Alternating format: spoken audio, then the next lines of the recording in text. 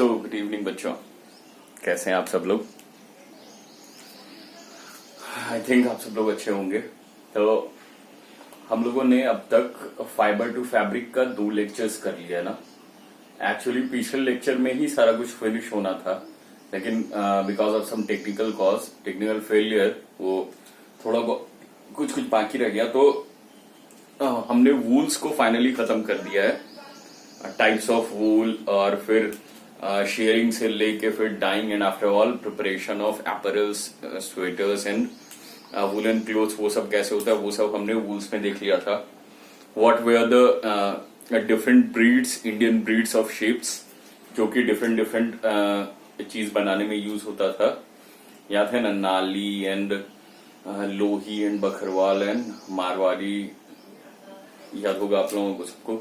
मैंने एक चार्ट भी दे दिया था कि किसके वूल से किस तरह का एपरल बनाया जाता है या फिर क्लोथ्स बनाया जाता है, वूलन क्लोथ। लाइक कुछ गुड क्वालिटी का वूल लोही देता था, और कारपेट्स बनाने के लिए जो नाली वूल था इट वाज नीडेड। तो ये सारा कुछ हमने डिस्कशन कर लिया था पिछले क्लास में। हमने this was discuss the varieties and different aspects of wool were discussed in first class, in the first lecture of fibre to fabric. उसके बाद हमने सेकंड लेक्चर में सिल्क का इंट्रोडक्शन दिया था। तो इंट्रोडक्शन ऑफ सिल्क में फिर मैंने कुछ टाइप्स ऑफ सिल्क के बारे में बताया था आपको। जैसे मैंने लिखा था तसर, मूंगा, कोसा मैंने नहीं लिखा था। कोसा is also a very good variety of silk. मैंने भागलपुर के बारे में बताया था कि Bhagalpur is very famous, it is also called the silk city of India, है ना। It is called the silk city of India. तो बच्चों, वहां तक तो बात हो गई थी टाइप्स ऑफ सिल्क, सिल्क को बनाया कैसे जाता है। हम लोग फिर से एक बार बात कर लेते हैं उस चीज पर कि ये जो सिल्क है ना, मैंने बताया था आपको, silk is a very delicate type of fabric, बहुत डेलिकेट और बहुत ही स्टैंडर्ड। सिल्क की जो चमक होती है, the shine that is given, that is emitted by a silk fabric is in fact the best of all the fabrics.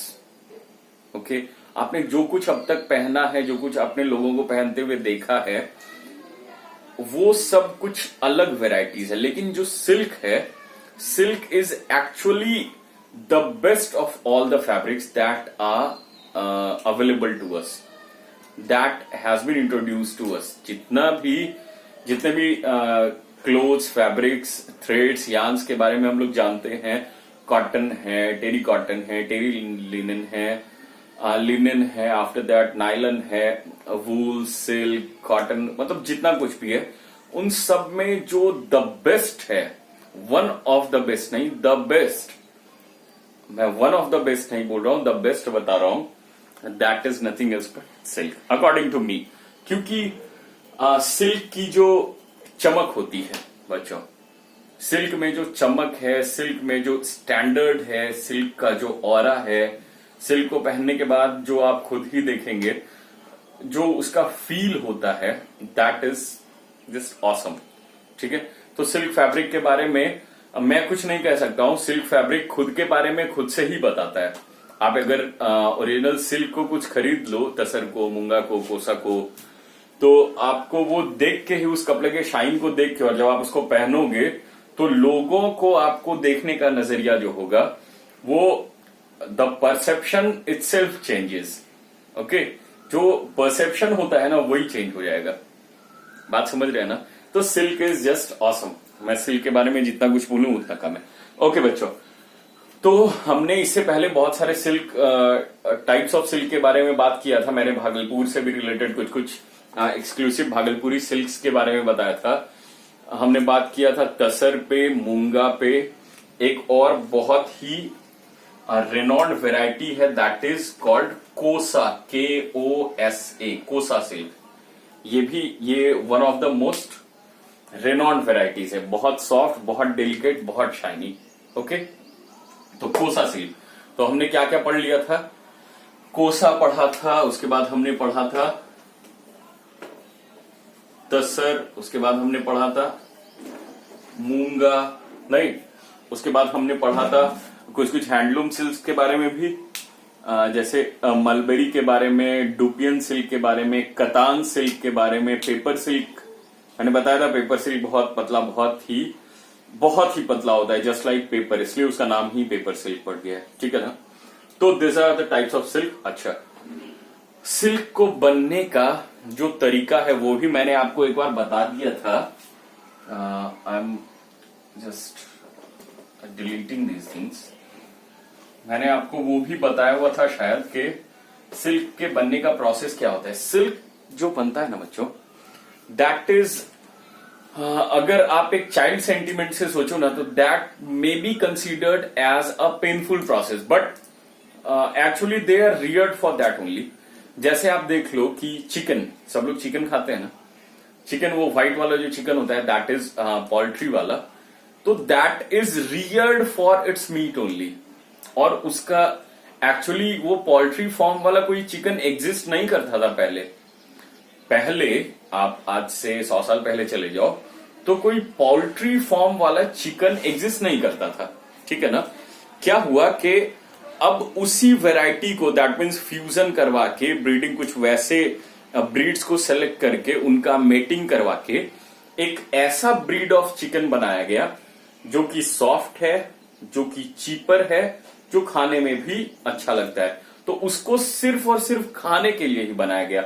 और उस चिकन का इधर आप स्मॉल चिक्स की बात करो या फिर चिकन जो आप लेने के लिए जाते हो, उन चिकन्स का जो रियरिंग होता है, रियरिंग एंड टेमिंग, उनका जो रख रखाव होता है वो सिर्फ इसलिए है, उनकी उत्पत्ति ही इसलिए हुई, उनका प्रोडक्शन ही इसलिए होता है ताकि लोग उसका मीट खा सकें। उसका और दूसरा कोई यूज नहीं है, ठीक है ना, not a single use. Actually वो मैंने बताया ना कि एक्चुअली वो एग्जिस्ट ही नहीं करते थे, उनको एग्जिस्टेंस में लाया गया मेटिंग करवा के, कुछ अलग सेलेक्टिव ब्रीडिंग वाला जो प्रोसेस आपने वूल में पढ़ा था, उसी तरह का कोई सेलेक्टिव ब्रीडिंग करके। तो क्या है कि जब आप चिकन लेने जाओगे तो आप देखोगे कि उस चिकन को काटा जाता है और फिर, तो it is a painful process, undoubtedly it is a painful process, but after all उनका रियरिंग ही हो रहा है उसी चीज के लिए। अगर उनका रियरिंग, अगर इस चिकन को खाने में यूज नहीं किया जाए तो फिर उनके रियरिंग का कोई मतलब ही नहीं है, फिर वो एग्जिस्ट ही नहीं करेंगे। इनफैक्ट इस अर्थ पे ही वो लोग एग्जिस्ट नहीं करेंगे, ठीक है ना। या तो वो लोग एग्जिस्ट नहीं करेंगे या नहीं तो फिर ह्यूमन बींग्स एग्जिस्ट नहीं करेंगे। बात समझ रहे हो ना। तो कुछ मेरा बताने का ये मतलब है बच्चों कि कुछ ऐसा होता है, ऐसा ऑर्गेनिजम्स है जिसकी उत्पत्ति ही इस संसार में अकॉर्डिंग टू मैनकाइंड, जैसा कि हमारा ह्यूमन ब्रेन बताता है कि उसकी उत्पत्ति ही हुई है सिर्फ हमारे लग्जरी को, या फिर हम according to our own convenience, ठीक है ना, हमारे कन्वीनियंस के हिसाब से उसकी उत्पत्ति हुई है। ओके, तो बच्चों उसी तरह से अब मैं सिल्क की बात कर रहा था। तो सिल्क का हम लोग थोड़ा याद करते हैं कि सबसे पहले जो एडल्ट मोथ्स होते हैं, adult silk moths, they mate, ठीक है। After that the female moth lay eggs, वो अंडे देती है। उसके बाद क्या है, it starts hatching, the female moth lays eggs and after that it starts hatching के बाद क्या होता है, धीरे धीरे फिर उससे छोटे उस अंडे से फूट के छोटे कैटरपिलर्स आते हैं। मुझे पता है मैंने ये सारा कुछ पिछले क्लास में डिस्कस कर दिया, लेकिन थोड़ा सा इन चीजों को भी एक बार रिपीट कर देता हूं ताकि आपको याद आ जाए। अंडे से फिर क्या होता है कि कैटरपिलर्स बाहर आते हैं। उसके बाद एक फेनोमेनन होता है, एक प्रोसेस होता है ब्रशिंग का। वो ब्रशिंग में क्या है कि without harming, without touching the caterpillars, the egg shells are remove from the places after the caterpillar comes out of the egg. Okay, जब कैटरपिलर एग से बाहर आ जाता है उसके बाद क्या किया जाता है, ब्रश करके जो भी रिमेनिंग एग शेल्स हैं उनको हटा दिया जाता है। After that these caterpillars are left in a room that is made up of bamboo, ठीक है, and it is covered with mulberry lips. मैंने बताया था कि मलबेरी का लिप्स होता है, वो उससे उस रूम को पूरा का पूरा ढक दिया जाता है। And caterpillars are just left on that mulberry lips. now the process starts. It is quite means known and astonishing fact that caterpillars remain eating those mulberry leaves for more than 25 days, near about 4 weeks. मतलब 25 to 28 days, even 30 days also. 28 days is considered to be an average. Okay, it is an average time that a caterpillar eats or depend on just feels or just what can you say, just completes, just satisfy its hunger or appetite, by eating, and eating continuously for 30 days or for 28 days, 4 weeks or 28 days, this is it, or 30 days. तो क्या है कि जब उन caterpillars को mulberry leaves पे छोड़ दिया जाता है तो वो कैटरपिलर्स उसको खाना शुरू करते हैं. वो लगातार 4 वीक्स तक खाते रहते हैं. एक बार उनका खाया हुआ हो गया, इस 30 दिन में वो जो छोटे छोटे कैटरपिलर्स थे वो साइज में भी बड़े हो जाते हैं. And now it turns to be, they are not caterpillars now. In fact अब वो कैटरपिलर्स नहीं रहे, अब वो बड़े हो गए साइज में. एक बार जब उनका खाने से मन भर जाता है आफ्टर 4 वीक्स और 30 डेज, क्या होता है कि अब वो, फिर मैंने बताया था आपको कि बैम्बूज होता है, तो बैम्बूज के बीच में जो होल होता है वो उसके अंदर चले जाते हैं, जहां पे सिल्क के लिए सिल्क मोथ्स का रियरिंग किया जाता है, जहां पे कैटरपिलर्स का रियरिंग किया जाता है. तो वहां पे इनफैक्ट ये बैम्बूज का रूम्स बनाया जाता है ताकि कैटरपिलर्स खाने के बाद उस बैम्बू के होल में जा सके. ठीक है, अब यहां से प्रोसेस शुरू होता है बच्चों सिल्क का फाइबर बनने का. क्या होता है कि खाने के बाद जब ये कैटरपिलर्स अंदर चले जाते हैं उस बैम्बू के होल्स में, या फिर आजकल तो आर्टिफिशियल बहुत कुछ आ गया है, या नहीं तो अगर मान लो कि कैटरपिलर्स जो है वो अगर मलबेरी ट्रीज पर हैं तो ट्रीज पर ही वो किसी ऐसे जगह पे जहां पर कि वो सुरक्षित रह पाए, वहां पे जाके after that they start spinning their heads in the direction of 8, just like this. Means आप भी खुद भी कोशिश करो कि आप अपने हेड को 8 के डायरेक्शन में घुमाओ. Okay, so just like this. मतलब क्या है कि यहां से शुरू करो, फिर इधर से लाओ, इस तरह से. ठीक है, तो they just move their head, they just spin their head in the motion of making 8, the digit 8, the numeric 8 in mathematical alphabet it can be called as. So now क्या होता है कि वो 8 के डायरेक्शन में अपने सर को बिल्कुल इस तरह से घुमाते रहते हैं. इस सर को घुमाने के दौरान क्या होता है ना, वो अपने मुंह से कोई एंजाइम या फिर कोई लिक्विड को सेक्रेट करते हैं, मतलब बाहर निकालते हैं. किसी लिक्विड को वो अपने मुंह से बाहर लगातार छोड़ते रहते हैं. ठीक है, and that liquid is actually protein. वो जो होता है वो उनके शरीर से क्या निकल रहा है, उनके मुंह से प्रोटीन निकल रहा है. वो जो प्रोटीन होता है ना बच्चों, वो जो निकलता है मुंह से वो बहुत शाइन करता है. ठीक है, तो क्या है कि अब आप देखो कि वो अपने मुंह को लगातार 8 के डायरेक्शन में घुमा रहा है, और वो लगातार इसी 8 के डायरेक्शन में घुमाते हुए अपने मुंह से कोई कुछ एंजाइम, कोई विस्कस लिक्विड को सेक्रेट कर रहा है, मतलब बाहर फेंक रहा है. तो क्या होगा कि वो लिक्विड भी 8 के डायरेक्शन में बनने लगेगा. वो लिक्विड जैसे ही एयर और सनलाइट के प्रेजेंस में आता है, मतलब एयर के कांटेक्ट में आता है इन प्रेजेंस ऑफ सनलाइट, या फिर एयर के कांटेक्ट में भी आ गया, तो वो क्या होता है ना, इट हार्डन्स इटसेल्फ.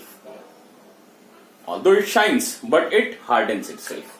वो क्या होता है कि वो बहुत ज्यादा शाइन भी करता है, लेकिन वो बहुत हार्ड हो जाता है, बहुत कड़ा हो जाता है. इतना कड़ा कि आप अगर कोई स्टील का या लोहे का तार लेके अपने चारों तरफ वैसा बना दो तो वो कितना कैसा कवच बन जाएगा आपके लिए, है ना.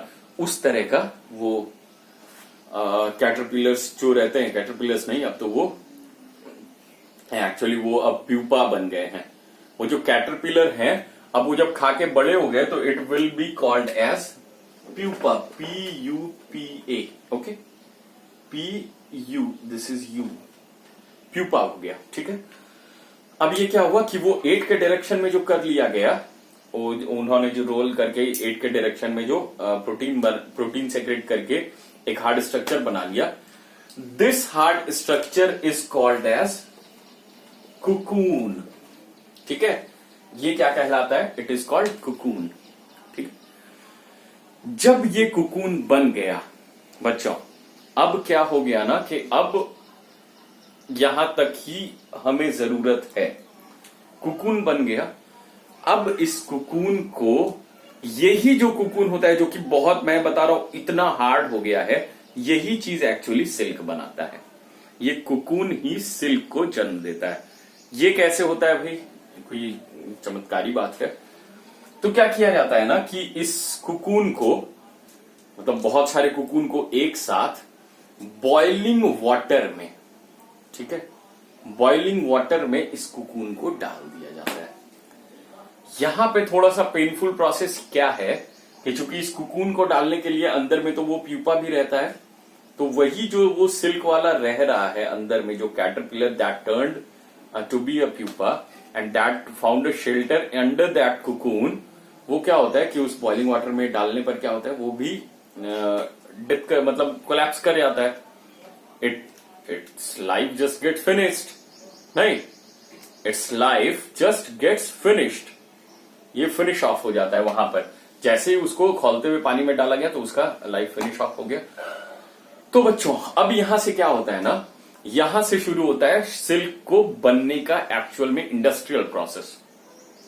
जब इस कुकून को बॉइलिंग वाटर में डाल दिया जाता है तो वो कुकून जो उतना हार्ड शेल बन चुका था एयर के कांटेक्ट में रहने से कि वो एक्चुअली वो स्पिन क्यों करता है एक के डायरेक्शन में, वो अपने ऊपर वैसा लेयर क्यों बनाता है, क्योंकि जो प्यूपा होता है वो तो बहुत सॉफ्ट, बहुत डेलिकेट वाला होता है ना। आपने देखा भी होगा जो वॉर्म्स कभी कभी लीची में या फिर कभी किसी सब्जी में जो वॉर्म्स निकल जाता है, लोग बोलता है कीड़ा लगा हुआ है, कीड़ा नहीं, तो जो वॉर्म्स होता है आप उसको टच करना, वो बहुत सॉफ्ट, बहुत डेलिकेट होता है।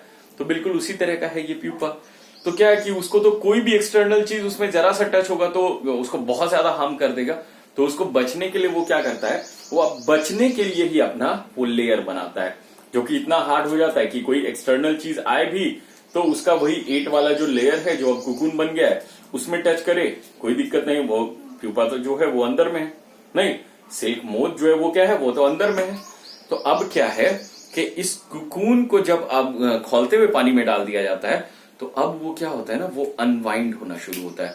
जो कुकून बहुत हार्ड था अब वो बहुत सॉफ्ट हो जाता है, जो बहुत हार्ड था वो बहुत सॉफ्ट हो जाता है। ठीक है, यहां से शुरू होता है सिल्क के बनने का प्रक्रिया। ठीक है, क्या किया गया कि उसको खौलते हुए पानी में डाल दिया गया। अच्छा, यहां से अभी क्या है ना कि 3 तरह का सिल्क बनता है, रील्ड सिल्क, ठीक है, एंड नेल सिल्क। अभी मैं आपको इसके बाद बताऊंगा कि स्पिनिंग से उसके बाद फिर सिल्क के थ्रेड्स को कैसे निकाला जाता है, मतलब कैसे निकाला नहीं जाता है उसको, उस थ्रेड को कैसे अनवाइंड किया जाता है, फिर किस किस क्वालिटी के सिल्क निकलते हैं, कौन सा अच्छा क्वालिटी है, कौन सा the superior most quality and the inferior most quality होता है, ये सब हम लोग अभी तुरंत बात करेंगे इस पर भी। तो देखिए बच्चों, ये मैंने एक चीज लिखा हुआ है कि silk is known as the queen of fibres. आप इसको लिख लीजिए, silk is known as the queen of fibres. ठीक है ना, सिल्क को क्या कहा जाता है, क्वीन ऑफ फाइबर्स। ठीक है, मैंने पहले ही बताया कि सिल्क इतना डेलिकेट, इतना अच्छा होता है कि अगर उसको क्वीन कहा जा रहा है तो कोई बुरी बात नहीं। ठीक है, okay, so silk is known as the queen of fibres. अच्छा, जिस प्रोसेस को मैंने अभी डिस्क्राइब किया वही प्रोसेस मैंने एबीसीडी करके लिखा है कि सबसे पहले क्या होता है कि जो सिल्क मोथ है वो क्या हुआ, इट लेज एग्स, है ना, सिल्क मोथ लेज एग्स। उसके बाद that silk moth again hatches the egg and caterpillar comes out of it. नहीं, सबसे पहले क्या हुआ कि अंडा दिया गया, उसके बाद फिर उस अंडे का हैचिंग किया गया, उस एग का हैचिंग किया गया, तो फिर उससे बाहर कैटरपिलर निकले। कैटरपिलर जब निकले तो एग शेल्स को ब्रश करके हटा दिया गया। अब ये caterpillar Yeats mulberry leaves for 4 weeks. बच्चों ध्यान रखना है, for 4 weeks, for 4 consecutive weeks, रुक रुक के नहीं, फॉर 4 कंसेक्यूटिव वीक्स। तो क्या हुआ कि पहले अंडा दिया गया, उसके बाद अंडे का हैचिंग किया गया, उसके बाद उससे कैटरपिलर बाहर आया। कैटरपिलर जो है अब मलबेरी लीव्स को खाना शुरू किए 4 वीक तक एंड ग्रोस बिगर इनसाइड। अब वो क्या हो गया, खाते खाते खाते 1 महीने में मतलब 4 वीक में वो साइज में बड़ा हो गया। नाउ ये चौथा process, the caterpillar spins cocoon of silk threads. उसके बाद मैंने बताया कि जब ये खाया हुआ हो गया तो फिर वो किसी और जगह पे रेस्ट करने चला गया, जैसे कि बैम्बू का होल में। उसके बाद फिर द कैटरपिलर स्पिन्स कोकून। अब वो क्या किया, वो कोकून को स्पिन करना शुरू किया of silk threads around itself in a motion of 8। ठीक है, वो अपने चारों तरफ क्या करता है, कोकून का एक लेयर बनाता है 8 के मोशन में। ठीक है, और यहां पर अब स्टॉप हो गया, यहां से शुरू होता है इंडस्ट्रियल प्रोसेस। अच्छा, मैंने बताया था बच्चों आप लोगों को कि ये जो सिल्क है ये एक्चुअली में इंडिया भी इसका one of the leading producers है, लेकिन द मोस्ट प्रोड्यूसर जो कि the country that produces the most of the silk is not India, it is in fact China. ठीक है, चाइना क्या है, चाइना ही एक्चुअली में सिल्क का सबसे ज्यादा प्रोडक्शन सिल्क का चाइना से ही होता है, चाइना में ही होता है। और इनफैक्ट कि सिल्क का जो प्रोडक्शन, जो इन्वेंशन हुआ है वो भी चाइना से हुआ है। बहुत अच्छे से तो नहीं पता है कि सिल्क कब से बनना शुरू हुआ है, सिल्क का इजाद कब से हुआ, सिल्क का प्रोडक्शन कब से शुरू हुआ, लेकिन एक कहानी ऐसा माना जाता है कि चाइना में एक कोई राजा थे जिनका नाम था हुआंग टी। चाइना में एक राजा थे जिनका नाम क्या था, हुआंग टी। ठीक है, HUANG, हुआंग टी। ठीक है, उन्होंने उनका जो मतलब क्या बोलते हो गार्डन था, उसमें मलबेरी की ट्रीज भी थी, कुछ मलबेरी की ट्रीज भी थी। तो वो देखते थे कि मेरा सारा ट्री जितने भी फूल हैं या फिर फल है उनके गार्डन में, एम्पायर के गार्डन में, वो सारा ठीक रहता था। लेकिन ये जो मलबेरी का ट्री था वो बहुत बार से देख रहे थे, मतलब बहुत रीड करने के बाद, 2 साल 3 साल रीड करने के बाद उनको पता चला, मतलब वो लगातार देख रहे थे कि ऐसा ही हो रहा है। आम का भी पेड़ है, गुआवा का भी पेड़ है, एप्पल का भी पेड़ है, ये सब ठीक है, लेकिन जो मलबेरी ट्री है वो देखते थे कि उसके सारे पत्ते जो हैं वो अजीब अजीब ढंग के हो जाते थे। मतलब सपोज करो ना कि जैसे मान लो कि मैंने एक ये पत्ता बनाया, ठीक है, मेरा पत्ता ऐसा ही होता है बच्चों, तो हंसने की तो कोई जरूरत ही नहीं है, कोनो दरकार ना है। तो क्या है कि आप लोग हंसिएगा नहीं, ठीक है, मेरा पत्ता ऐसा ही होता है। तो इस टाइप का पत्ता है, लेकिन उन्होंने देखा कि सारे ट्रीज, जितने भी ट्रीज हैं, आइदर दे बियर फ्रूट और दे बियर फ्लावर, तो वो सारे ट्रीज अच्छे ठीक ठाक हैं, लेकिन जो मलबेरी के लिप्स हैं वो कुछ इस टाइप के हैं। मतलब हर लिप्स में क्या है, हर लिप्स का एक अलग ही शेप है। तो ही गॉट शॉक्ड कि आखिर ये है क्या, सारा ट्रीज अगर कुछ बुरा होना चाहिए तो हर ट्री में होना चाहिए, लेकिन नहीं, सारा ट्री, उसके बगल का भी ट्री बिल्कुल ठीक है, लेकिन मलबेरी लीव्स का कंडीशन ये है, बीच से खाया हुआ, साइड से खाया हुआ, मतलब पूरा ट्री खाया हुआ है। तो it was shocking for him. तो उन्होंने अपनी रानी से कहा, the name of his empress was Xi Lingshi. Okay, the names are quite funny. Huang Ti was the emperor and his empress was Si Lungchi. Okay, तो Huang T ने अपनी empress मतलब अपनी वाइफ से जो कि जिनका नाम था सी लंगची, उनसे कहा कि एम्प्रेस आप इसके बारे में पता करिए कि ये आखिर ऐसा क्यों होता है। तो एम्प्रेस बोली ओके, अच्छी बात है, मैं भी देखती हूँ, सही है, मैंने भी इसको देखा, लेकिन मैंने कभी इतने अच्छे से ध्यान नहीं दिया कि ये ऐसा क्यों होता है। तो एम्प्रेस भी गई, एम्प्रेस वहां पर देख रही थी। तो एम्प्रेस का क्या था कि वो चाय भी पी रही थी, उनकी दासी ने, मतलब हर मेड सर्वेंट और व्हाटएवर दे कॉल दैट, तो उनकी दासी ने उन्हें एक हॉट कप ऑफ टी लाके दिया, और वो क्या हुआ, वो देख रही थी कि इसमें बहुत सारे छोटे छोटे प्यूपास हैं, कैटरपिलर्स हैं, वो लोग लगातार इसको खा रहे हैं। और उन्होंने 1-2 को देखा, मतलब जो कि नजदीक में थे, कि वो लगातार अपना सर ऐसे ऐसे हिला रहे हैं और वो उनके मुंह से कुछ निकल रहा है जो कि बहुत चमकता है और फिर वो एयर के कांटेक्ट में आके तुरंत सॉलिड हो जाता है।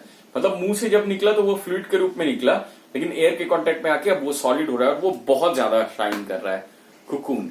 वो उस तरह से ही देख रही थी ट्री के नीचे खड़े होके कि अचानक से क्या हुआ कि एक प्यूपा का कुकून नीचे गिर गया।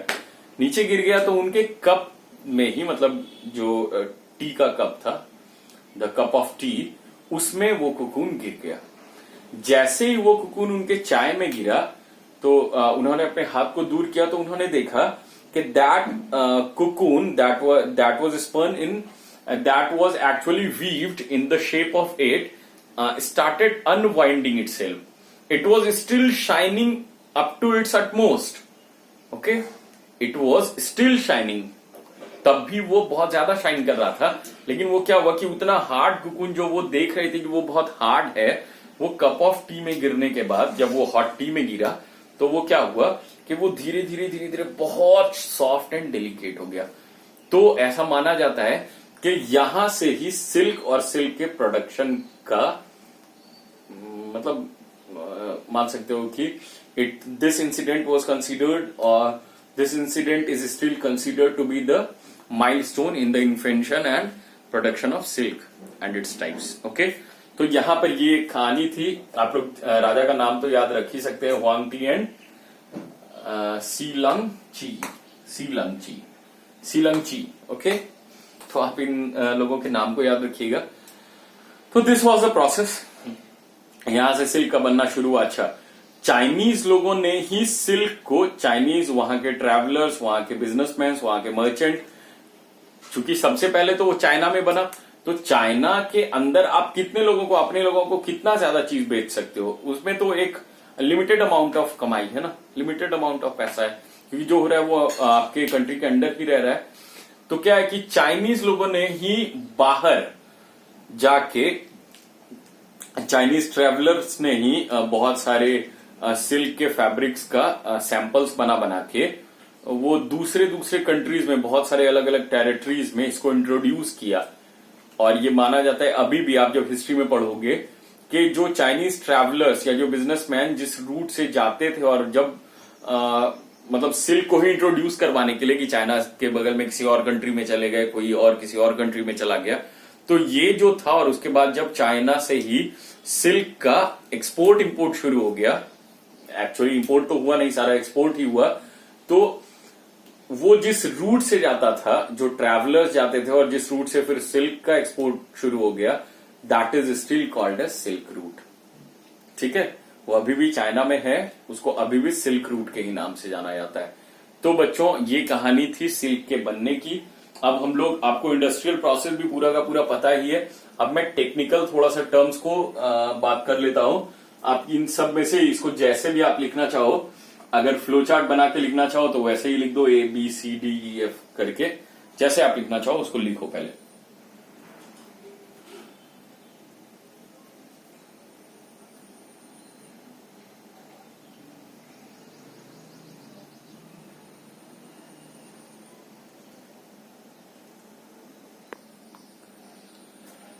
सुनाओ बच्चों, आई थिंक आप लोगों ने सारा कुछ लिख लिया होगा। चलिए अब देखिए, मैंने इसको लिखा हुआ है, ये बोर्ड पूरा भरा हुआ लग रहा होगा आपको। परेशान होने की जरूरत नहीं है, मैं फिर से बता रहा हूं। I have a very small and tiny but a cute board, और मैं इस बोर्ड को यूज करता हूं सिर्फ आप लोगों को पढ़ाने के लिए, तो थोड़ा सा इसकी भी इज्जत रख लेनी चाहिए क्या। तो मैंने बहुत कुछ लिख दिया है इसमें, ये पूरा का पूरा सेरिकल्चर आपको समझा देगा, ठीक है ना। लेकिन आपको थोड़ा भी पैनिक नहीं होना है, मैं एक एक चीज को दो बार करके बहुत अच्छे से बताऊंगा, ठीक है। बस ध्यान से लेक्चर को सिर्फ देखना है, सुनना है और नोट डाउन करना है। ओके, सुनाओ। देखिए, सेरिकल्चर के बारे में मैंने बता दिया है आपको। Sericulture is the rearing of silk worms for obtaining silk fibre. Sericulture is just the rearing of silk worms for obtaining the silk fibres. आप लोगों ने सुन ही लिया कि जो सिल्क वॉर्म से जो सिल्क बनने का तरीका है, जो प्रक्रिया है, वो सब मैंने आपको पहले से ही बता दिया है। अच्छा, ये जो सिल्क वॉर्म है, ये एक बार में 100 से भी ज्यादा एग्स देती है, ठीक है ना, 100 से भी ज्यादा। अच्छा, बहुत जगह पे इंडिया में क्या होता है ना इंडिया में बहुत जगह पे जो स्पेशली फीमेल्स हैं, औरतें, वो बहुत सिल्क मोथ्स को इनफैक्ट वो लोग पालती हैं।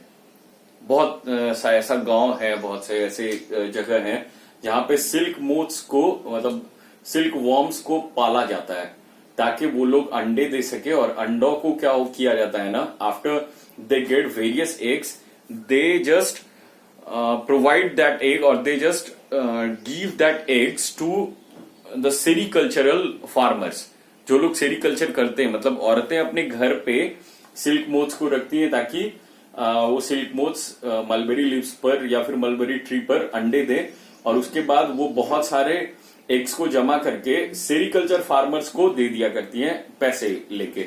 और ये जो सेरिकल्चर फार्मर्स होते हैं, ये अब फर्दर सिल्क कैसे बनेगा ये इस पर सोचते हैं कि अब तो उनको सिर्फ अंडा मिला है, तो अब इस अंडे के हैच करने का भी टाइम आएगा। हैचिंग आप लोग पढ़े होंगे कि हैचिंग होता है कि अंडे को थोड़ा सा टेम्परेचर और सर्टेन क्लाइमेटिक कंडीशंस देना, जिससे कि अंडे के अंदर जो बच्चा है, जो भी छोटा सा है, वो धीरे धीरे it can completely develop into a small silk worm, और उसके बाद फिर वो it can come out of that egg shell.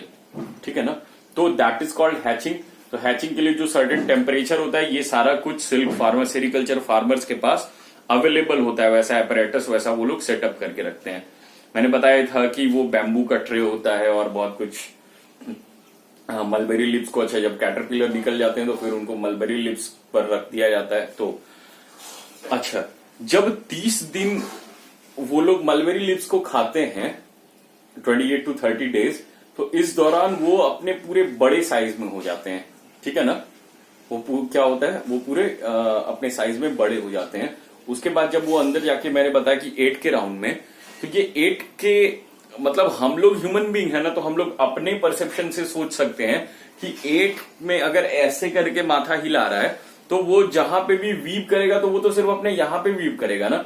लेकिन कैटरपिलर्स के साथ ऐसा नहीं है, सिल्क मोथ्स के साथ ऐसा नहीं है, क्योंकि उनका शरीर हमारे तरह ऐसा थोड़ी है कि वो फ्लेक्सिबल नहीं है। उनका तो शरीर ही बहुत छोटा सा होता है, और उसमें वो जब प्रोटीन डाल रहे हैं तो मतलब क्या होता है, वो अपने चारों तरफ, मतलब पूरा का पूरा शरीर उनका उस कुकून के अंदर पैक हो जाता है, जो कि वो अपना 8 के डायरेक्शन में माउथ को स्पिन करके, वो जो 8 के डायरेक्शन में जो अपना प्रोटीन डालते हैं, that covers its whole body, the whole body of that caterpillar और दैट प्यूपा।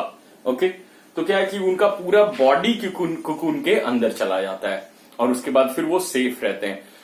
उसके बाद कुकून के अंदर ही वो उसको और जितना साइज में बड़ा होना होता है, वो सब जो डेवलपमेंट उसका वो कुकून के अंदर ही होता है।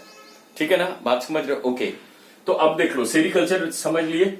ये कुछ कुछ मैंने पॉइंट्स डाला हुआ है, ये सब पॉइंट्स आपको हेल्प करेगा। ठीक है, ये क्या है? The larva that hatches from eggs is called caterpillar और सिल्क वॉर्म। लार्वा क्या होता है ना बच्चों, लार्वा इंसेक्ट्स के लिए ही यूज किया जाता है।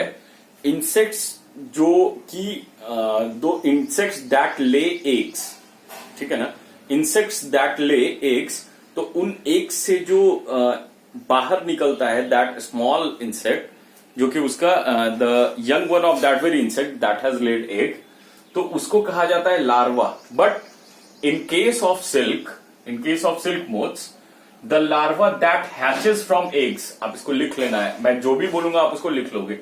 The larva that hatches from eggs is called caterpillar और सिल्क वॉर्म्स।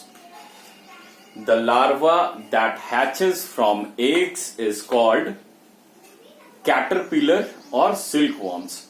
मतलब वो लार्वा जो कि अंडे से बाहर निकलता है, उसको लार्वा नहीं, उसको कहा जाता है कैटरपिलर या फिर सिल्क वॉर्म ही। ठीक है, बात समझ में आ गई? ओके, उसके बाद जो है, जब वो हैच होके अंडे से बाहर निकल गया, so the next stage of a big caterpillar is called pupa. हाँ, अब क्या होता है कि जब वो अंडे से बाहर निकल गया, मैं बार बार इस चीज को फिर से रिपीट कर रहा हूं कि जब कैटरपिलर बाहर निकल चुका है, सिल्कवॉर्म जब बाहर निकल चुका है, तो अब वो मलबेरी लिप्स को खाएगा कितने दिन तक? फॉर 4 वीक्स, 4 वीक तक वो खाता रहता है और वो दिन रात खाता है बच्चों। It eats day and night non stoppable, मतलब नॉन स्टॉपिंग वो खाता ही रहता है। तो क्या होता है कि ये इस 30 दिन में वो बड़ा हो जाता है, ठीक है ना। ये जो साइज में बड़ा हो गया, जो कैटरपिलर 30 दिन में खाते खाते बड़ा हो गया, दैट इज कॉल्ड एज, जो कैटरपिलर खाते खाते बड़ा हो गया that is called as pupa, that is called as pupa.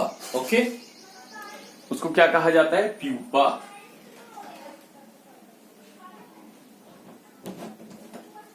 Okay, चलिए, आई थिंक कि यहां पे थोड़ा सा आपको देखने में कुछ प्रॉब्लम हो रहा होगा, लेकिन कोई बात नहीं है। मैंने जैसे बताया, मैं आपको सारा कुछ डिक्टेट ही करवाऊंगा, जब मैं बोल बोल के ही लिखवाऊंगा सारा कुछ। तो क्या है कि the next stage of life of a caterpillar is called a pupa. That means after completing that 30 days of eating, the 30-day seminar of eating, the caterpillar turns from the silk moth turns from caterpillar to pupa. That developed caterpillar is called pupa. मैं बार बार बोल रहा हूं, that developed caterpillar is called pupa.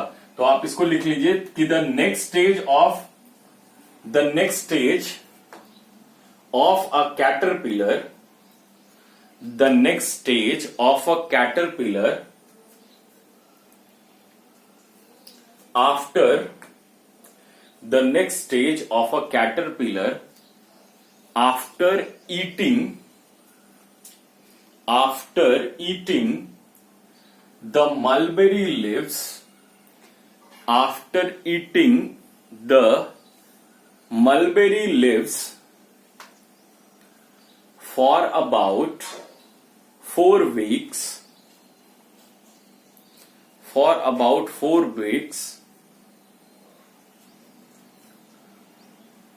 is called as pupa. P-U-P-A is called as pupa. Okay. हाँ, उसके बाद फिर it secretes proteins from its mouth.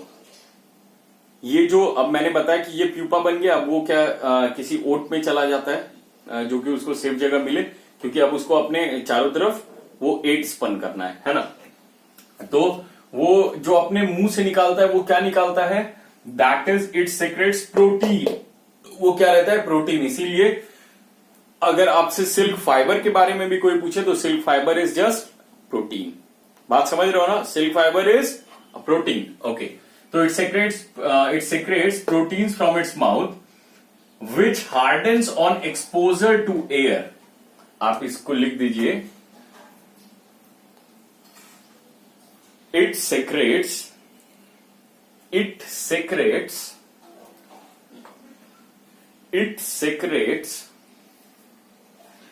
proteins from its mouth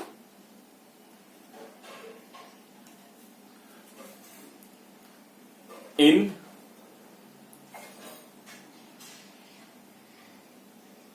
a constant movement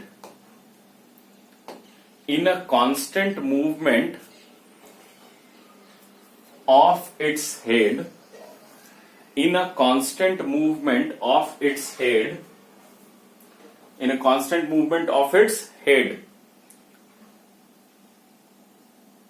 in the direction of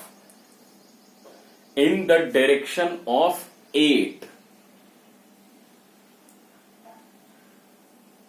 in the direction of 8।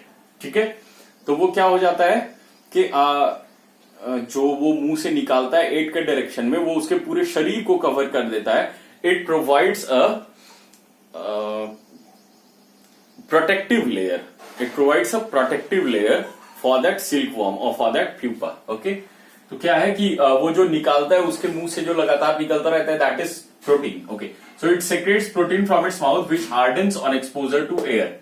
तो आप इसके साथ ये भी लिख देंगे which hardens on exposure to air, which hardens on exposure to air. यानी तो आप ये भी लिख सकते हैं कि the protein that is secreted by the silk pupa और the pupa hardens on exposure to air, वो हार्ड हो जाता है। Caterpillar completely covers itself with this cocoon covering. अच्छा, नाउ लिखिए अब दूसरा पॉइंट में, इट फॉर्म्स मतलब मैं सिल्क वॉर्म या फिर प्यूपा की बात कर रहा हूं। It forms a protective layer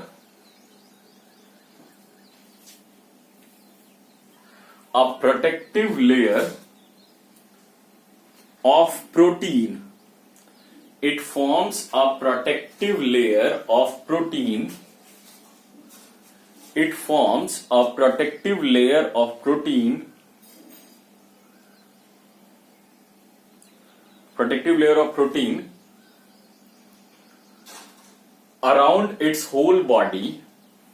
Around its whole body. Around its whole body, which is called cocoon. Which is called cocoon. ठीक है, ओके। चलिए बच्चों, तो अब हमारा कुकून बन गया है और फर्दर जो इस प्यूपा का डेवलपमेंट है, इस कुकून को बनाने के दौरान, ये जब कुकून बन के पूरा रेडी हो जाता है, तब तक ये जो सिल्क मोथ था, ये जो कैटरपिलर था जो कि प्यूपा बना था, अब तक में वो पूरा एडल्ट सिल्क मोथ बन चुका है। बात समझ रहे हो ना? वो अब तक में पूरा का पूरा एडल्ट सिल्क मोथ बन चुका है। अभी पहले ये सिल्क वॉर्म था, मतलब कैटरपिलर या सिल्क वॉर्म था, फिर वो प्यूपा बना, प्यूपा से अब तक में क्या हो गया, कुकून के अंदर अब वो पूरा का पूरा एडल्ट सिल्क मोथ बन चुका है। ठीक है, ओके। तो चलिए, अब आई थिंक कि आप सब लोगों ने इसको लिख लिया होगा। मैं इसको थोड़ा सा मिटा रहा हूं, ठीक है, ओके। सो नाउ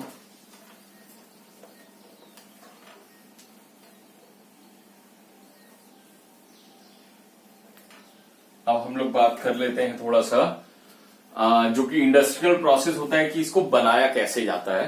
तो मैंने बताया था बच्चों कि जब कुकून रेडी हो जाता है तो उस कुकून को क्या किया जाता है, या तो उसको स्कॉर्चिंग हीट ऑफ सन में डाल दिया जाता है, या नहीं तो स्कॉर्चिंग हीट ऑफ सन में आजकल कुछ नहीं डाला जाता है। तो क्या किया जाता है, either it is expose to boiling water और it is expose to steam. या तो उसको क्या किया जाता है, बॉइलिंग वाटर में डाला जाता है, या नहीं तो उसको स्टीम में डाल दिया जाता है। स्टीम आप जान रहे हो, शादी वादी में गए होगे तो देखे होगे एक कॉफी मशीन होता है, वो वहां पर जो कॉफी बनता है ना, वो आग पे जला के जैसे हम लोग घर में बनाते हैं वैसे नहीं बनता है कॉफी। वहां पे क्या होता है कि एक ऐसे करके पाइप रहता है और पूरे एक बीकर में दूध, चीनी, कॉफी ये सारा कुछ डाल दिया गया और बस उस पाइप को ऐसे करके ऑन किया जाता है, बहुत जोर से टाइप आवाज आता है और पूरा का पूरा कॉफी बन गया। गर्म भी रहता है बहुत। तो वो क्या होता है, वो गर्म इसलिए रहता है क्योंकि उसको स्टीम से बनाया जाता है, स्टीम से गर्म किया जाता है। तो क्या है कि स्टीम से जो गर्म करना होता है वो और भी ज्यादा, आपका हाथ अगर किसी फ्लेम से जल जाए, कैंडल फ्लेम से जल जाए या गैस फ्लेम से जल जाए तो उसमें तो दर्द होता है, ये बहुत दर्द होगा, लेकिन उससे ज्यादा दर्द होगा अगर आपका हाथ स्टीम से जल जाए तो, क्योंकि स्टीम बहुत ज्यादा, उससे भी ज्यादा गर्म होता है। इनफैक्ट आग से ज्यादा गर्म होता है स्टीम, ओके ना, बॉइलिंग वाटर से ज्यादा गर्म स्टीम होता है। ठीक है, बात समझ रहे हो? ओके। तो क्या है कि कुकून को अब क्या किया गया कि पहले उसमें स्टीम में या बॉइलिंग वाटर में डाल दिया गया। अच्छा, ऐसे तो बच्चों जो हम मलबेरी सिल्क मोथ के बारे में पढ़ रहे हैं, ऐसे तो सिल्क मोथ्स और भी बहुत अलग अलग टाइप के भी होते हैं। Typical silk moths are of different types. लेकिन क्या है कि जो सबसे कॉमन सिल्क मोथ है, जिसके की कपड़ा जो कि बहुत वेरीमेंटली बहुत फ्रीक्वेंटली यूज होता है, that is mulberry silk moth, जिसके बारे में अब तक हम लोग पढ़ रहे हैं कि वो मलबेरी ट्रीज, मलबेरी लिव्स को खाता है। ठीक है, अच्छा, ये सारा कुछ जो होता है, एग्स का आना, फिर हैचिंग और फिर कैटरपिलर्स का निकलना, फिर मलबेरी सिल्क लीव्स को, मलबेरी लीव्स को खिलाना, मलबेरी लीव्स पर फीड करना उन सिल्क वॉर्म्स को। तो ये सब क्या होता है ना, ये तब होता है जब मलबेरी का नया क्रॉप, मतलब नया लीव्स का क्रॉप आ जाए। नहीं होता है हर एक टाइम में, क्या होता है ना कि पतझड़, आपने सुना होगा कि पतझड़ आता है, उसके बाद फिर सावन, बसंत, बहार, ऐसे करके कोई गाना भी है। तो एक बार पहले क्या होता है ना कि ट्रीज के सारे लीव्स खत्म हो जाते हैं, फिर न्यू लीव्स आते हैं, है ना। तो जब न्यू लीव्स आ जाते हैं, मतलब जब न्यू लीव्स के आने का टाइम आ जाता है, उस टाइम पे ये काम सबसे ज्यादा किया जाता है। तो मैं बता रहा था कि सिल्क के मोथ्स और भी अलग अलग तरह के भी होते हैं, लेकिन जो सबसे कॉमन है that is mulberry silk moth. ठीक है, ओके। ये जो मलबेरी सिल्क मोथ है बच्चों, इसका साइंटिफिक नाम है बॉम्बिक्स मोरी। ठीक है, ये जो मलबेरी सिल्क मोथ है इसका नाम होता है बॉम्बिक्स मोरी। ठीक है, याद कर लो, लिख लो, जो करना है कर लो, लेकिन याद रखना है इसको। तो मलबेरी सिल्क मोथ जो है, अच्छा, ये जो मलबेरी सिल्क मोथ से मलबेरी सिल्क मोथ जो होते हैं उनके कुकून से जो सिल्क बनता है, जो फैब्रिक या थ्रेड बनता है, दैट इज क्वाइट सॉफ्ट। ठीक है, लस्चरस मतलब बहुत सॉफ्ट होता है, बहुत फाइन टच होता है उसका, लस्चरस बहुत ज्यादा चमकदार होता है, इलास्टिक मतलब उसमें थोड़ा फैलने का भी कुछ प्रॉपर्टीज रहता है। जैसे आप देखे होंगे आजकल, पहले जीन्स आता था तो सिर्फ जीन्स आता था, आजकल जीन्स आता है स्ट्रेचेबल। आप सब लोग भी चाहते हो कि स्ट्रेचेबल मुझे चाहिए, नहीं स्ट्रेचेबल होता है तो क्या हुआ, आपको बैठने में, पैर फैलाने में, उस समय क्या होता है, थोड़ा सा ठीक ठाक रहता है। जैसे आप कोई बाइक चला रहे, जैसे मैं ही जींस पहन रहा हूं, तो अगर बाइक चलाना है तो क्या कि बाइक पर बैठने के लिए सिर्फ जींस पहनो तो वो बहुत टाइट सा फील होता था, अनकंफर्टेबल। लेकिन स्ट्रेचेबल है तो क्या हुआ कि पैर आप बाइक पे बैठ गए तो वो स्ट्रेच हो गया, जैसे आप अपने पैर को स्ट्रेच कर रहे हो तो वो भी स्ट्रेच हो गया। तो that means it is that fabric, that jeans is having elasticity, it is having that elastic property. तो उसी तरह से बच्चों, ये जो मलबेरी सिल्क मोथ है इसमें ये भी इलास्टिक प्रॉपर्टी होता है, इसमें इलास्टिसिटी होती है। तो ये सॉफ्ट भी है, लस्चरस भी है, ये सारा कुछ लिख लोगे। ये सॉफ्ट भी होता है, लस्चरस भी होता है, इलास्टिक भी होता है, और क्या है कि इसको आप बहुत अलग अलग कलर्स में डाई कर सकते हो, ये सबसे अच्छी बात है। ठीक है ना, इसको आप अलग अलग कलर्स में डाई कर सकते हो और ये बहुत ब्यूटीफुल लगता है। क्यों? क्योंकि आप देखो कि वो खुद में ही, सिल्क तो खुद में ही मैं बता रहा हूं बहुत ज्यादा चमकता है ना। तो चमक रहा है तो उसका कोई अपना कलर है, वो उसमें बहुत चमक रहा है। अब अगर उसको किसी और भी कलर में डाल दो, है ना, अब उसमें मान लो ब्लू डाल दो या फिर ग्रीन डाल दो, रेड डाल दो, वाइब्रेंट रेड डाल दो, अब बहुत तरह का कलर आता है, वो तो मुझे उतना नाम आता ही नहीं है। इनफैक्ट आज की जो लड़कियां हैं, the girls section, the female section, उन लोगों को कलर्स के बारे में बहुत नॉलेज होता है, या both colour, either it is Colors channel और कलर दैट मीन्स डाई। ठीक है ना, तो उनको फीमेल बीइंग्स को कलर्स के बारे में बहुत नॉलेज है, चैनल के बारे में भी और रंग के बारे में भी। तो खैर, मलबेरी सिल्क लिप्स में मलबेरी सिल्क मोथ से जो सिल्क बनता है वो क्या है, सॉफ्ट है, लस्चरस, इलास्टिक है, and can be died in beautiful colours, can be died in beautiful colours. ठीक है, उसको क्या है, अलग अलग कलर्स में भी हम लोग कर सकते हैं, डाई किया जा सकता है। ओके, चलिए बच्चों, अब मैं आपको बता रहा हूं कि जब सिल्क मतलब कुकून को जब पानी में डाल दिया गया तो अब क्या होता है कि वो जो उतना हार्ड कुकून था, एकदम हार्ड शेल्स की तरह, वो क्या हो गया, बहुत सॉफ्ट हो जाता है। ठीक है, अब यहां से शुरू होती है उस फाइबर से अब थ्रेड और यार्न बनाने की प्रक्रिया, क्योंकि फाइनली थ्रेड बनेगा तब तो उससे कपड़ा बनेगा, फैब्रिक बनेगा ना। कोई भी आप कपड़ा देख रहे हो तो सबसे पहले क्या होता है, उसका थ्रेड बनाया जाता है और फिर थ्रेड को का वीविंग कर दिया जाता है, वो फैब्रिक बन गया। ठीक है ना, तो थ्रेड बनना सबसे इंपॉर्टेंट है। तो देखो, the silk fibres from many cocoons are brought together to form a single silken thread. आप इसको लिखिए, मैं फिर से बोल रहा हूं, the silk fibres from many cocoons, the silk fibers from many cocoons are brought together.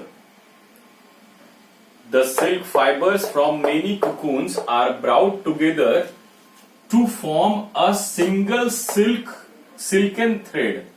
क्या होता है कि जो सिल्क फाइबर है वो बहुत सारे, सिल्क फाइबर तो किससे आया, कुकून से, तो बहुत सारे जो सिल्क वॉर्म्स हैं, सिल्क मोथ हैं, बहुत सारे कुकून को मिला के एक सिल्क का थ्रेड बनाया जाता है, बहुत सारे कुकून को एक साथ मिला के तब उससे एक सिल्क का थ्रेड बनाया जाता है। बात समझ रहे हो ना? अच्छा, this process of making, this process of bringing, this process of producing a silken thread from cocoon is called reeling, is called REELING। ठीक है, रीलिंग ऑफ सिल्क। क्या कहा जाता है उसको? Railing of silk. कुकून जो है, बहुत सारे कुकून्स को मिला के जो उससे सिल्क का थ्रेड बनाया जाता है, इस प्रोसेस को हम लोग कहते हैं रीलिंग ऑफ सिल्क। बात समझ रहे हो? This process is called reeling of silk. अच्छा बच्चों, तो रीलिंग ऑफ सिल्क हो गया। आप इसको पूरा लिख लोगे। The silk fibres from many cocoons are brought together to form a single silken thread. मुझे लगता है मैंने बहुत बार बोल दिया है। The silk fibres from many cocoons are brought together to form a single silken thread. Silken thread मतलब a thread that is made up of silk. This process is called reeling of silk. This process is called बच्चों railing of silk. बात समझ में आ गई? This process is called reeling of silk. Okay, चलिए, ये जो प्रोसेस है ना बच्चों, रीलिंग, ये किया जाता है मशीन्स में। रीलिंग जो प्रोसेस होता है उसमें पहले तो लोग बहुत मैनुअली हाथ से ही करते थे क्योंकि उतना मशीनरीज नहीं था। लेकिन अब क्या है, अब रीलिंग प्रोसेस को क्या किया जाता है? मशीन्स में किया जाता है। ठीक है, आप इसको लिख लो, एक पॉइंट देखिए, it is done in machines. ये मशीन करता क्या है? तो आप लिखिए reeling is done in machines. Reeling is done in machines. Reeling is done in machines. Okay, these machines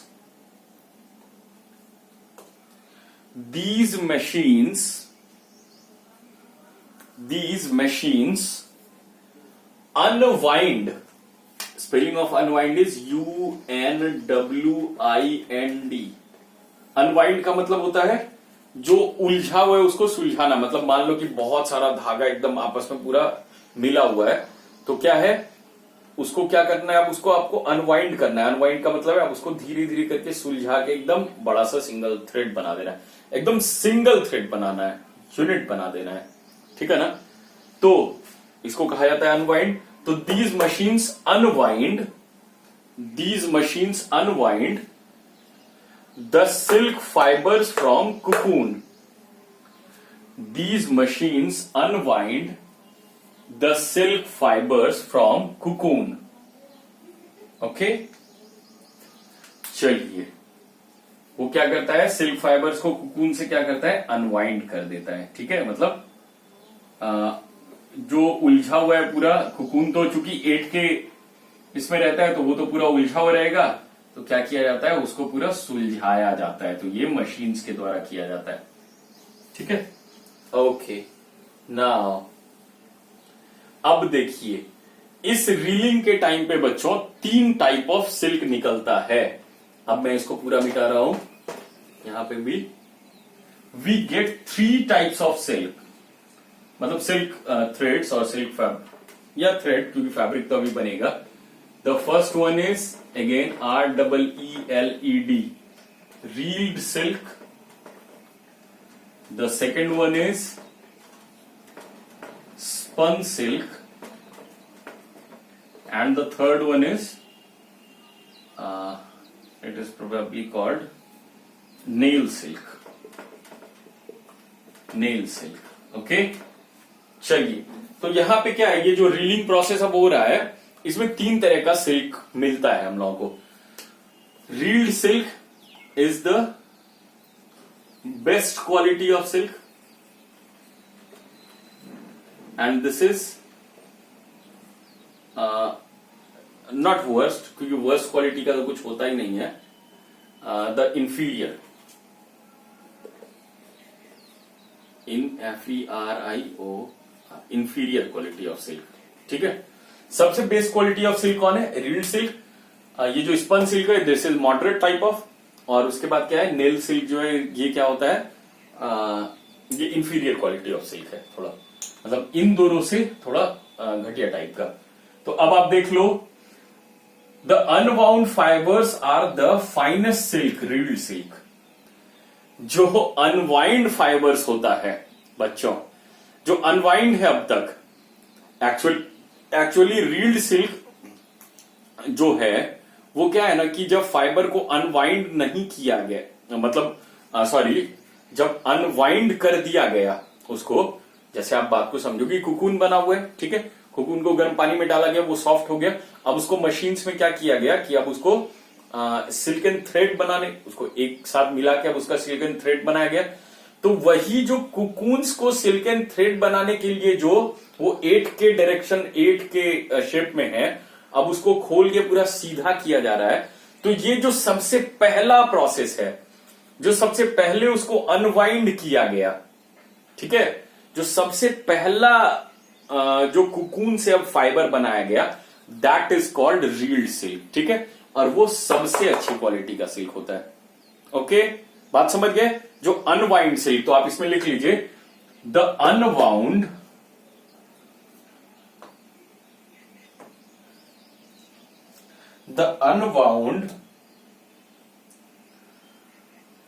fibers, the unwound fibers, the unwound, WOUND, unwound fibers are the finest silk. The unwound fibers are the finest silk called as reeled silk. The unwound fibers are the finest silk called the reeled silk. ठीक है, जो unwound किया गया, सबसे पहले जो cocoon को unwound करके जो सिल्क बनाया गया, जो फाइबर बनाया गया, दैट इज रील्ड सिल्क. ठीक है. The remaining silk after reeling from the damaged और वेस्ट कुकून इज कार्डेड और combed, which is called spun silk. अब आप लिख लीजिए, सेकंड में आइए स्पन सिल्क में. स्पन सिल्क में लिखिए, the remaining silk, the remaining silk, the remaining silk after reeling, मतलब रील करके तो सबसे पहले जो कुकून था उससे एकदम सीधा सीधा जो थ्रेड निकाला गया, जो अनवाइंड किया गया उसको, वो तो रील्ड सिल्क हो गया. ठीक है. अब क्या हुआ, उसमें से बहुत सा तो थ्रेड, बहुत सा सिल्क अनबाउंड करके निकाल लिया गया, लेकिन बहुत सा बच भी गया उसमें. ठीक है. तो अब जो वो सेकंड प्रोसेस में जाएगा, so the remaining silk after reeling from the damaged cocoon, the remaining silk after reeling from the damaged और वेस्ट कुकून कर दो, from the damaged or west cocoon,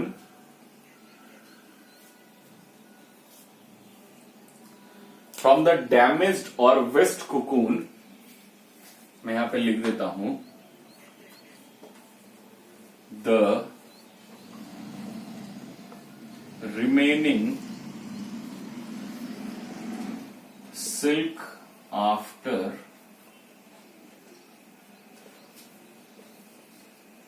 reeling from the damaged or west cocoon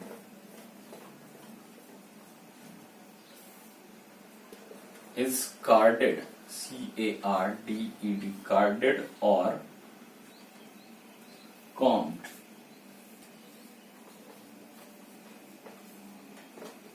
to form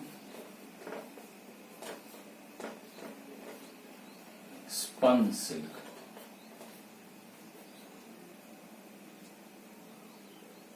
चलिए, अब I think कि आप इसको लिख सकते हैं, स्पन सिल्क। ठीक है,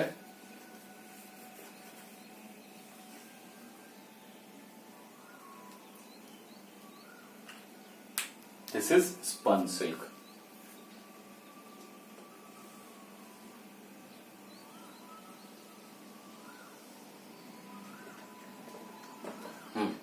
इसको पहले आप लिखिए, the remaining silk after reeling from the damaged और वेस्ट कुकून इज कार्डेड और combed to form spun silk. ये carded and combed, carding and combing में भी मैं आपको इसको करने के बाद तुरंत बता दूंगा। कार्डिंग एंड कॉम्बिंग भी सिंपल मशीन से आप ये समझो ना कि जैसे लड़कियां होती है तो उनका बाल होता है ना, बाल बड़ा बड़ा लंबा लंबा बाल है, तो क्या है कि आप उसको जब कॉम्ब करोगे, बाल को सीधा करने के लिए कॉम्ब करोगे, तो बहुत जगह पे क्या होता है ना कि कॉम्ब पूरा का पूरा स्मूथली पास नहीं करता है, कहीं पर रुक जाता है।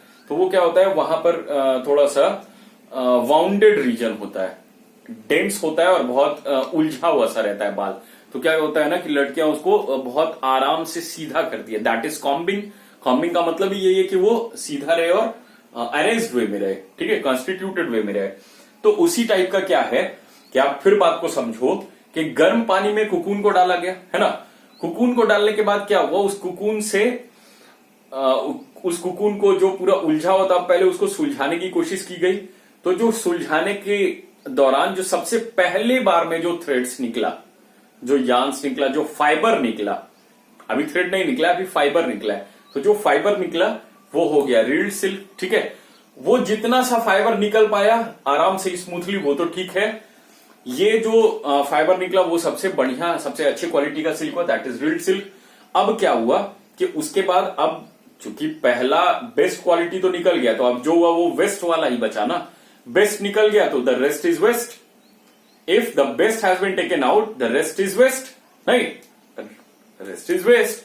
तो क्या है कि अब जो वो वेस्ट वाला कुकून बचा, अब उसको फिर से क्या किया जाता है ना, कुछ कार्डिंग, कुछ कॉम्बिंग किया जाता है ताकि वो थोड़ा सा और सीधा हो सके, जो पूरा उलझा हुआ है वो और सीधा हो सके।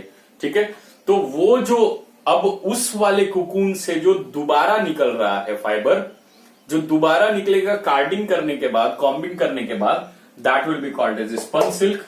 ठीक है, और इसी स्पन सिल्क में आपने स्पन सिल्क लिख दिया, लिखा ना, ओके, अब रबिंग इट, मैं मिटा दूं,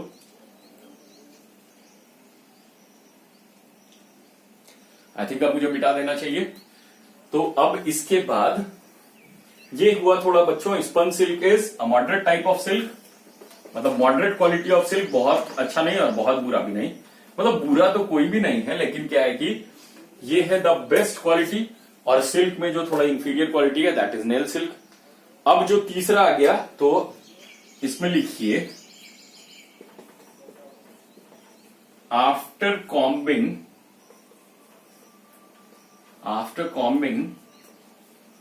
or carding, after combing or carding, the short fibers of silk left behind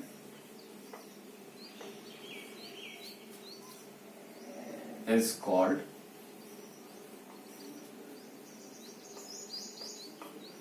nail silk। ठीक है, चलो, तो क्या हुआ बच्चों, अब आफ्टर कॉम्बिंग एंड कार्डिंग, तो क्या किया गया, जब रील्ड सिल्क निकल गया तो उसके बाद जो वेस्ट कुकून बचा उसका कार्डिंग एंड कॉम्बिंग हुआ। कार्डिंग एंड कॉम्बिंग करने के बाद जो शॉर्ट फाइबर्स बचा, कार्डिंग एंड कॉम्बिंग करने के बाद जो लंबा वाला फाइबर्स आया, उसके तुरंत बाद जो लंबा लंबा फाइबर्स निकला है, that will be called as spun silk. और उस कार्डिंग एंड कॉम्बिंग में जो टूट टूट के जो छोटा छोटा फाइबर्स रहा, छोटा छोटा सा टूट गया, थोड़ा कॉम्बिंग करने के दौरान थोड़ा टूट गया, थोड़ा छोटा छोटा फाइबर्स रह गया, तो जो short fibres of silk left behind, जो कि कॉम्बिंग वेस्ट कुकून से भी कॉम्बिंग के बाद जो छोटा फाइबर्स बच जाता है, that is called nail silk. Okay बच्चों, तो इस तरह से आपका सिल्क का जो चैप्टर था वो फिनिश हो गया है। ठीक है, अब मैं कुछ कुछ चीज आपको और बता देता हूं। ओके बच्चों, तो आई थिंक कि आप अब इन बातों को हटाइए। कार्डिंग एंड कॉम्बिंग, बस वही दो चीजें जो मैंने बताया आपको कि ये जो कार्डिंग होता है, कार्डिंग एंड कॉम्बिंग, ये क्या होता है, मशीन्स में ही मेटल का बहुत बड़ा बड़ा दांत जैसा होता है। ठीक है, और उससे क्या होता है ना कि जो भी फाइबर्स है उसको उसके थ्रू स्ट्रेट किया जाता है। तो this are all the process of straightening. Combing मतलब वही कंघी जैसा कुछ कर देना, कार्डिंग मतलब भी वही, लेकिन वहां पे बड़ा, ऐसा अपना छोटा जैसा कंघी नहीं। ओके, अच्छा, हेल्थ हैजार्ड्स जैसे आपको याद होगा एंथ्रेक्स के कारण वहां पर हो रहा था स्किन इरिटेशंस एंड वही सारा कुछ, नहीं स्किन इरिटेशन हो जाता था। उसी तरह सेरिकल्चर इंडस्ट्री में भी ऑक्यूपेशनल हैजार्ड्स हैं कुछ कुछ, जैसे कि वहां पर जो काम करने वाले वर्कर्स हैं उनको स्किन इरिटेशन होने लगता है, उनको ये जो बहुत सारा जो जैसे डाला गया उनको टैंक्स में, जब उनका स्कोरिंग किया जाता है कुकुन्स का, तो उस टाइम पे जो हॉट वाटर, बॉइलिंग वाटर से जो वॉस्प निकलता है वो सब क्या करता है कि उनको ब्रोंकाइटिस और एस्थमा जैसा प्रॉब्लम भी कर देता है।